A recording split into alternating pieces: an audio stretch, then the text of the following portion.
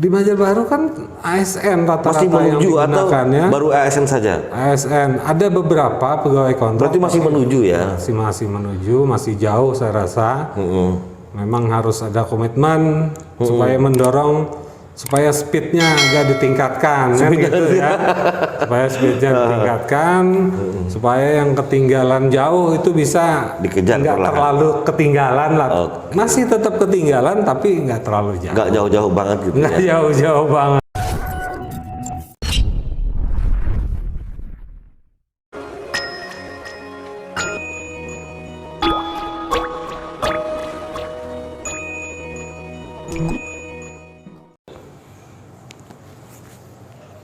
Assalamualaikum warahmatullahi wabarakatuh. Ketemu lagi dengan saya Rudi Astari di program podcast Kata Demi Kata Surat Kabar Digital.com.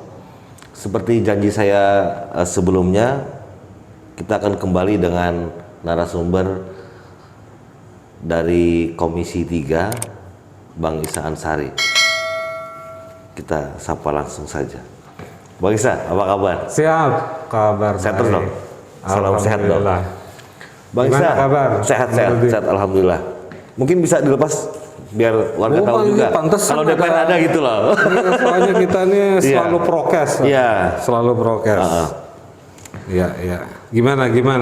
Bang Isa, di episode yang sebelumnya kan kita bicara soal Smart City, tapi lebih secara umum saja lah sebelumnya.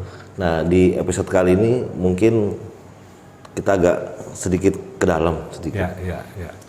Bang Isa, apakah sudah diselenggarakan oleh pemerintah Smart City ini? Apakah sudah ada contoh-contoh yang mungkin sebagian warga belum mengetahui kalau ini memang sudah Smart City di Banjarbaru? Bisa di-share nggak ke warga? Ya. Jadi gini ya, Rudi. Smart City tadi kalau boleh mengulang yang kemarin gitu ya, bahwa itu adalah kota cerdas, kota pintar, di mana di situ mereka dalam mengambil satu kebijakan keputusan itu lebih efisien, efektif dan tepat sasaran. Nah, berhubungan dengan apa saja yang sudah dijalankan di Banjarbaru khususnya gitu, banyak sebetulnya. Tapi kita ambil contoh-contoh kasus sebagian lah. Misalnya ya. Nah, jadi katakanlah misalnya sekarang ini adanya command center. Itu memang mungkin ada masyarakat yang belum tahu sebetulnya. Padahal command center kita ini sudah lama ya. Sudah berapa tahun.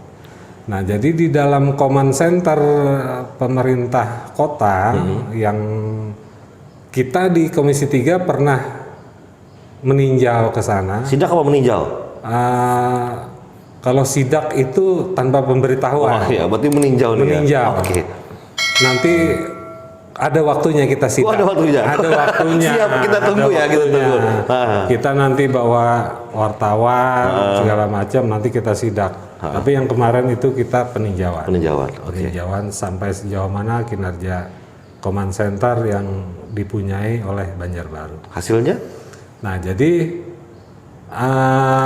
saya menggarisbawahi bahwa command center itu sudah direalisasikan sebetulnya di Kota Banjarbaru, sudah berjalan di Banjarbaru khususnya. Nah, itu contoh Smart City yang nyata.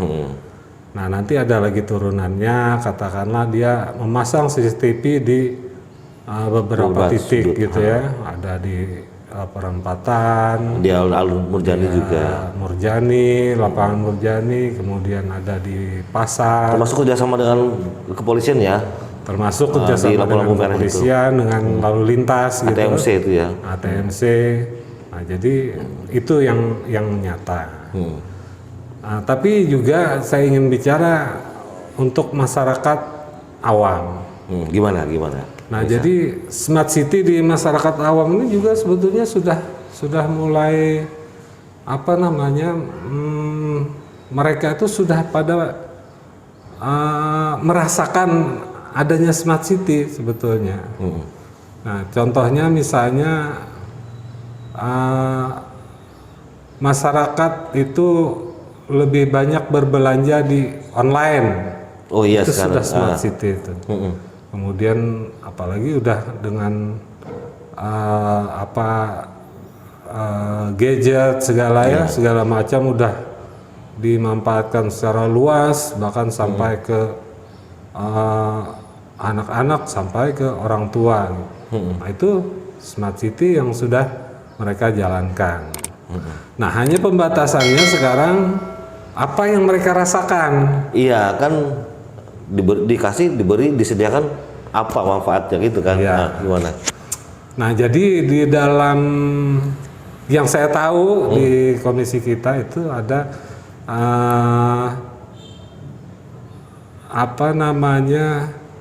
intranet atau internet di sekolah-sekolah. Nah, jadi kalau anak-anaknya sekolah SMP itu mereka sudah terhubung dengan internet. Oke, difasilitasi itu. Sudah difasilitasi oleh pemerintah daerah. Jadi itu bagian dari smart city juga. Bagian dari smart city.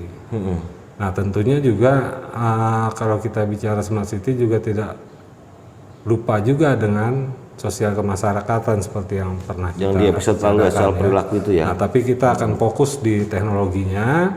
Jadi teknologi ini sebetulnya adalah disiapkan katakanlah untuk command center. Ya, command center tadi. Command center tadi itu adalah mempermudah pengambilan keputusan dari pihak yang berwenang. Katakanlah misalnya wali kota, sekdam, atau wakil wali kota, atau kepala SKPD juga bisa ya. Kepala SKPD tidak berada di command center, biasanya tidak. Hanya mereka di SKPD masing-masing. Nah, jadi itu memang untuk skala prioritasnya pemerintah kota, dalam hal ini wali kota, wakil wali kota, maupun kepala seluruh SKPD ini kan yang paling tinggi sekda. Iya. Nah, itulah mereka yang menggunakan command center itu. Jadi penyajian data nanti dari katakanlah CCTV tadi gitu ya, ada misalnya ada kebakaran atau ada banjir yang sudah terhubung dengan CCTV, mereka sudah bisa melihat tanpa harus mengumpulkan lagi kepala dinasnya kan.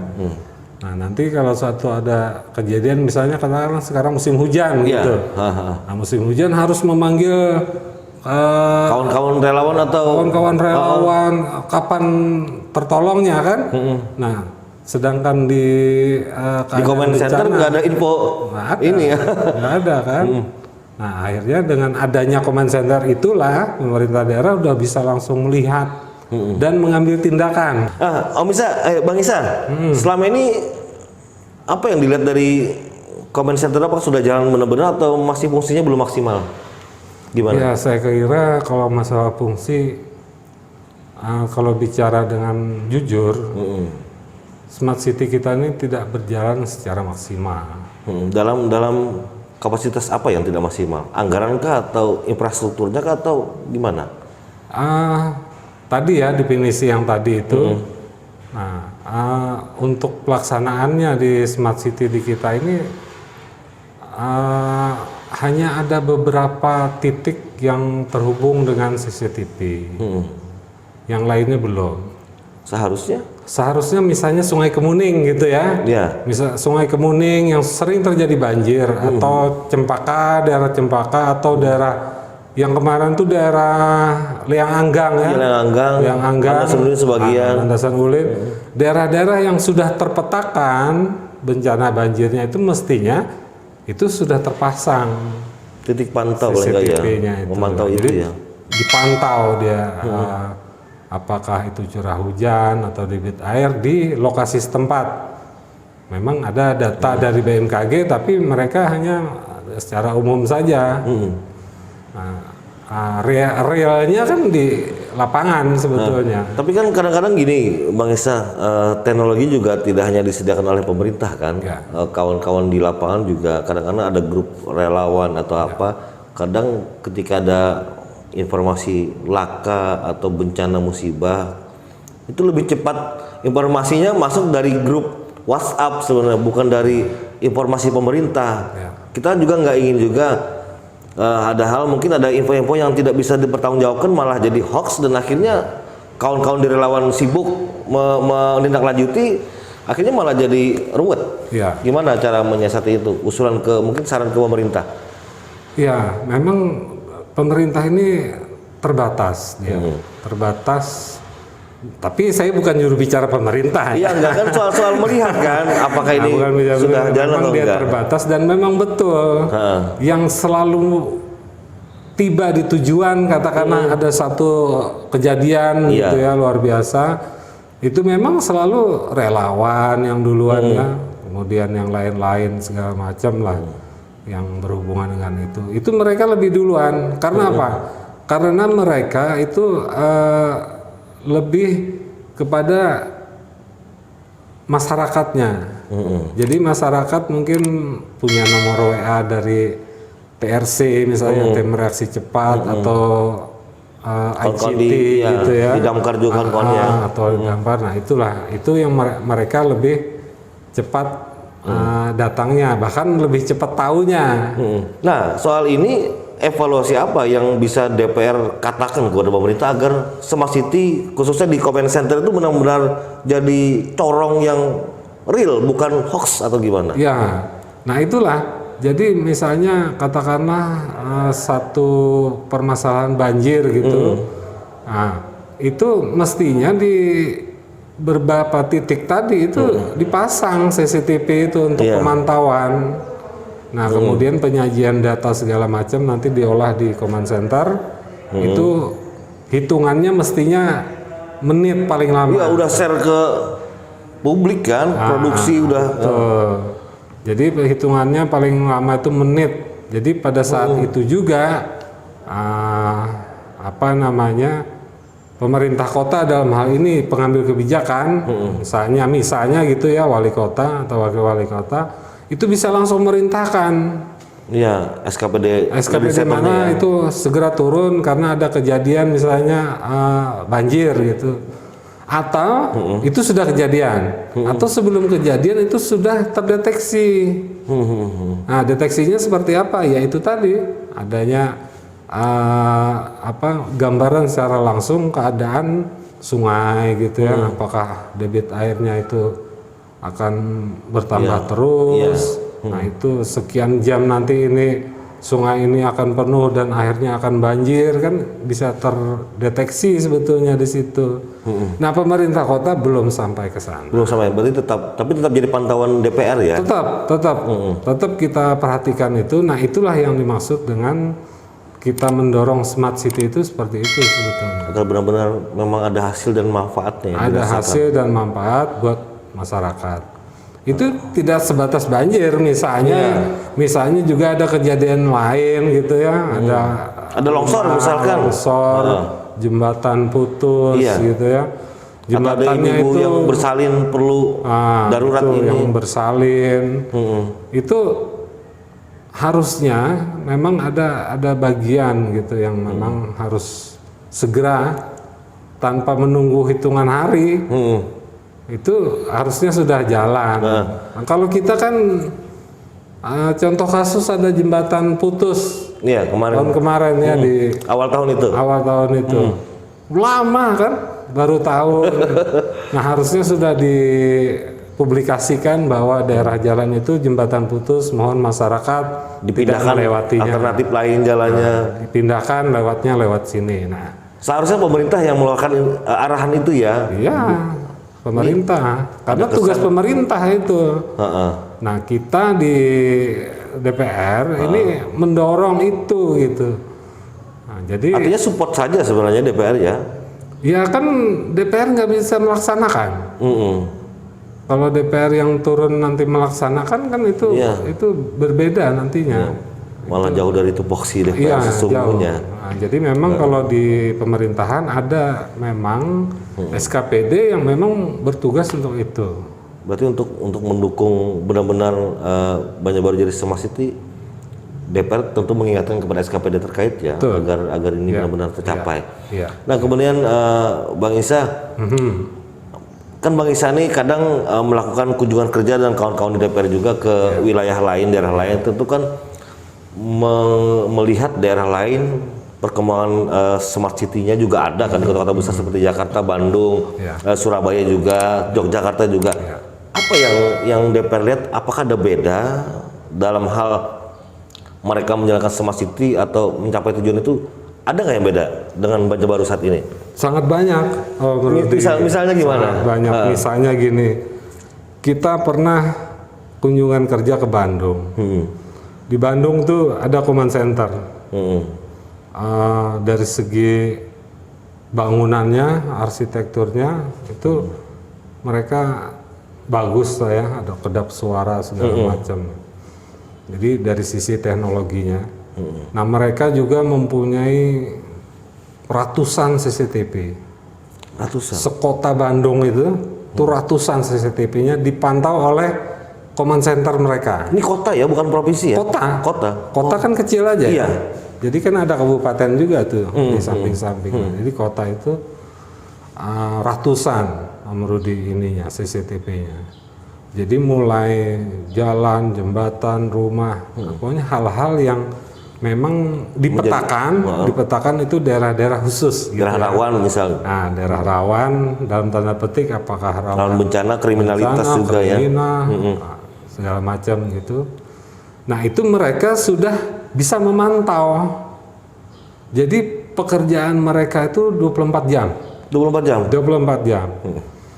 Nah, waktu itu saya tanya gitu ya, ternyata mereka itu ASN-nya sedikit. ASN-nya sedikit. Nah, yang bekerja siapa? Banyak pegawai tenaga kontrak ya, terutama dari perguruan tinggi. Berarti soal semacam ada apa namanya? Semacam ada petugas yang khusus ya, khusus ya. Kalian khusus karena memang. Berarti daerah berani membayar. Iya, berani membayar. Di Banjarbaru? Di Banjarbaru kan ASN rata-rata yang digunakan ya. Baru ASN saja? ASN, ada beberapa pegawai kontrak. Berarti masih menuju ya? Masih menuju, masih jauh saya rasa. Memang harus ada komitmen supaya mendorong supaya speednya agak ditingkatkan kan gitu ya, supaya speednya ditingkatkan, supaya yang ketinggalan jauh itu bisa dikejar, nggak terlalu ketinggalan lah, masih tetap ketinggalan tapi nggak terlalu jauh, nggak jauh-jauh banget gitu, nggak jauh-jauh banget. Oke, warga Banjarbaru, menarik ya melihat evaluasi Bang Isa ketika melakukan kunjungan kerja di daerah lain, membandingkan perkembangan smart city di antara daerah lain dengan Banjarbaru, ternyata masih ada hal-hal yang menjadi catatan pemerintah daerah untuk memperbaiki lagi. Nah, tadi Bang Isa sempat mengatakan mestinya command center itu 24 jam stay. Nah, bicara soal 24 jam stay itu, Bang Isa, apakah ini soal layanan penyelenggaraan pemerintah kan di siang hari saja? Nah, tapi ada hal-hal yang menjadi kekhawatiran keresahan masyarakat itu juga terjadi di malam hari. Apalagi dengan dunia digital yang semakin canggih. Kalau dulu ada prostitusi, tidak perlu online. Nah, tapi kan sekarang online dengan segala kecanggihan teknologi di Banjarbaru, tentu kesediaan adanya internet ini juga jadi peluang untuk kriminalitas itu. Saya masih dengar ada semacam praktik prostitusi online dan nah open BO, macam-macam istilahnya seperti itulah. Nah, ini gimana DPR mendorong pemerintah agar misal dalam perundangan regulasinya seperti apa agar ini terkelola dengan baik, hal-hal yang negatif itu smart city jangan sampai jadi, mohon maaf, imajinasi kan jadi liar gitu kan. Gimana Bang Isa? Ini bagian dari kontrol DPR kan? Memang itu termasuk di dalam smart city. Apa namanya, seksualitas di media-media sosial atau media-media digital lain lah ya. Mau tidak mau zamannya seperti itu. Nah, tentunya kita akan membuat regulasi yang bisa membentengi lah. Paling nggak ada filter lah. Ada filter untuk masyarakat. Nah, jadi sebetulnya itu menjadi tupoksinya Diskominfo. Karena mereka yang memantau 24 jam pergerakan situs-situs maupun komunikasi data antar masyarakat itu. Jadi sebetulnya situs mana yang menyelenggarakan itu terpantau sebetulnya oleh Diskominfo. Apalagi ada pojok-pojok wifi gratis itu ya, jangan sampai salah wifi gunakan. gratis. Nah itu sangat terpantau sebetulnya. Nah DPRD sangat mendorong itu sebetulnya untuk agar supaya SKPD dalam ini Diskominfo itu betul-betul menjalankan tupoksinya. Jadi katakanlah Open BO gitu ya, yang lagi ramai kan sekarang. Kemudian ada aplikasi macam-macam ya. Nanti kalau saya sebutkan nanti jadi malah ramai dikunjungi. Nah, kita pendam saja lah. Juga ada Open BO, ada segala macam gitu ya. Itulah. Kriminalitas. Seksualitas itu cabangnya saja mungkin. Bagian kecil ada terorisme gitu ya. Teror juga segala macam di situ. Nah, seksualitas itu memang yang sedang tren lah gitu ya di kalangan masyarakat kita khususnya. Nah, itu kita mendorong supaya Diskominfo lebih giat lagi sebetulnya menahan laju situs-situs yang seperti itu. Nah, ini yang nanti tentunya kita ada kegiatan komisi itu ada namanya RDP, Pak. Apa itu? Nah, jadi rapat dengar pendapat. Jadi itu saat itulah yang kita sampaikan keluhan-keluhan dari masyarakat maupun dari tokoh-tokoh masyarakat. Termasuk itu tadi dari Om Rudi menyampaikan ini banyak nih. Ya, saya masih dengar. Mungkin beberapa bulan yang lalu juga masih ada kawan-kawan pada saat liputan juga pernah mengangkat berita soal itu kan. Makanya apakah ini jadi bagian Smart City atau tidak? Makanya saya tanyakan ke itu bagian Smart City yang tupoksinya itu dikelola oleh Diskominfo. Berarti masih banyak hal besar sebenarnya bagi saya harus banyak, PR banyak. Juga dari pemerintah. Nah, tentunya juga kalau kita sebut itu adalah program kegiatan gitu, termasuk di dalam kegiatan yang mana, tentunya pembiayaannya juga akan besar. Nah, kalau kemudian ini soal layanan ya, soal layanan informasi ketangkapan ini, kalau dulu pernah ada siarat dari kepolisian. Nah, misalkan di Polisi Penegak Perda, saya belum pernah mendengar Satpol PP berinovasi soal aplikasi juga. Mestinya perlu nggak dari kacamata DPR kayak semacam Satpol PP juga punya aplikasi yang digital gitu, Bang Isa, gimana? Kan nggak sekedar naik Dalmas tiba-tiba datang sekelompok, kawan-kawan dari Satpol PP datang. Perlu nggak SKPD misalkan dalam hal penegakan hukum Perda juga perlu aplikasi yang seperti itu? Ada lapor warga, ini perdanya ini sanksinya sekian gitu. Ya, harusnya ada. Aplikasi itu berikut dengan infrastrukturnya harusnya dikuasai oleh Satpol PP. Artinya mereka karena salah satu SKPD pengawas aset juga mereka gitu ya, Satpol PP kalau bicara Satpol PP. Jadi harusnya memang mereka punya itu. Ya, saya nggak pernah dengar. Tahu nggak tahu kalau bagi saya pernah dengar atau enggak nih. Nggak ada, mereka nggak ada punya itu, mereka hanya manual. Nah, ini tadi kita bicara di awal-awal dulu itu bahwa itulah pola merubah perilaku itu tadi. Ini pekerjaan yang manual. Nggak cuma di masyarakat, SKPD juga harus siap SKPD lebih dulu. Malah yang paling utama. Jadi contoh ya. Yang jadi contoh, yang paling utama mereka. Kalau masyarakat kan nanti dapat melihat ya, pemerintahnya seperti ini, masyarakat tentunya dan menikmati. Akan menikmati. Oke, sebelum mengakhiri podcast kali ini, Bang Isa ada yang disampaikan nggak Bang Isa soal yang sudah jalan ini, atau ada evaluasi atau mungkin perlu jalan-jalan lagi atau ngeliat searching di internet gini loh, pada saat RDP tadi yang jadi catatan untuk evaluasi Pemko. Ya, ada beberapa catatan saya Om Rudi. Jadi memang Smart City ini sangat luas jangkauannya, terutama terhadap teknologi maupun sosial budaya.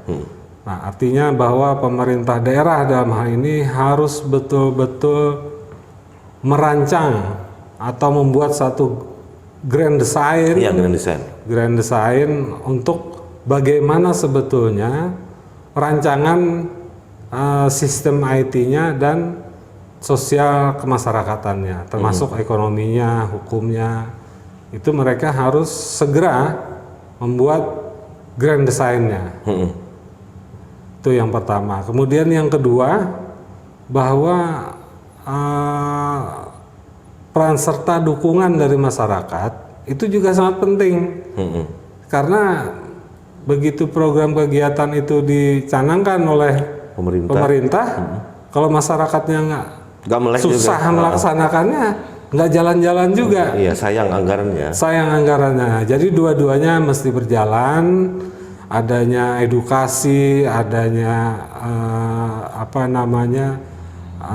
berita-berita dari sosial media atau media-media digital lain gitu yang bisa disampaikan ke masyarakat, itu juga harus berbarengan.